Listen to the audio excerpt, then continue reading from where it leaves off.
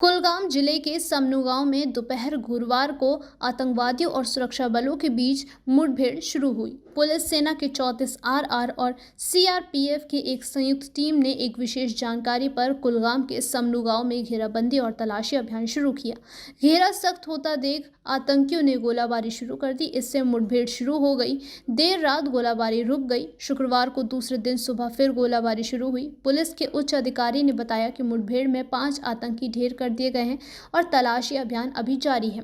उत्तरी कश्मीर के बारामूला जिले के उड़ी सेक्टर में मुठभेड़ में बुधवार को जान गंवाने वाले 2 पाकिस्तानी दहशतगर्दों में लश्कर-ए-तैयबा के लॉन्चिंग कमांडर बशीर भी शामिल था। वो जम्मू कश्मीर में पाकिस्तान समर्थित आतंकवाद को जिंदा रखने में अहम भूमिका निभा रहा था।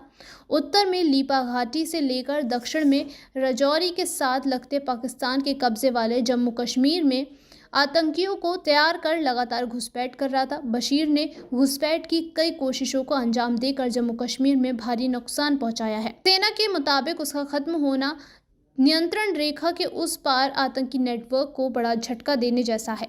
सेना की 8 राष्ट्रीय राइफल्स के कमांडिंग अफसर कर्नल राघव कृष्णन ने वीरवार को मीडिया को ऑपरेशन काली के बारे में बताया कि 15 नवंबर को उड़ी सेक्टर में एलओसी के पास सेना और जम्मू कश्मीर पुलिस ने ऑपरेशन काली शुरू किया।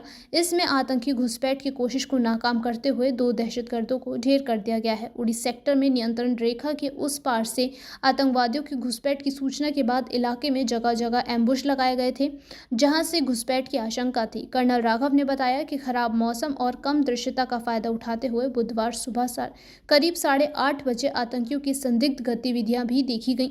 सुरक्षा बलों के ललकारने पर आतंकियों ने फायरिंग करना शुरू कर दिया। जवाबी कार्रवाई में 8:50 पर एक आतंकी की जान ले ली गई। मुठभेड़ के बाद इलाके की घेराबंदी करके तलाशी अभियान जारी किया गया। इस दौरान इलाके में छिपे दूसरे दहशतगर्दों की भी सुरक्षा बलों ने ढेर कर दिया। दूसरे आतंकी की अभी शिनाख्त नहीं हुई है। सैन्य अधिकारी ने बताया कि मुठभेड़ में नियंत्रण रेखा के उस पार भी आतंकियों को नुकसान पहुंचाने की संभावना है। जान गंवाने वाले दोनों दहशतगर्दों में से 2 AK-47 राइफल, 2 पिस्तौल, 4 चीनी हथगोले, गोला बारूद के साथ दवाइयाँ, खाने पीने का सामान, 2630 रुपये, पाकिस्तानी करेंसी और पहचान पत्र शामिल हैं।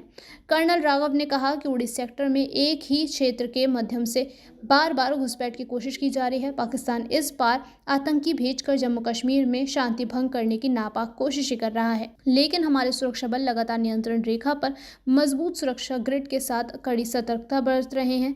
उन्होंने कहा कि भारतीय सेना घुसपैठ की हर कोशिश को नाकाम कर पाकिस्तान को करारा जवाब दे रही है।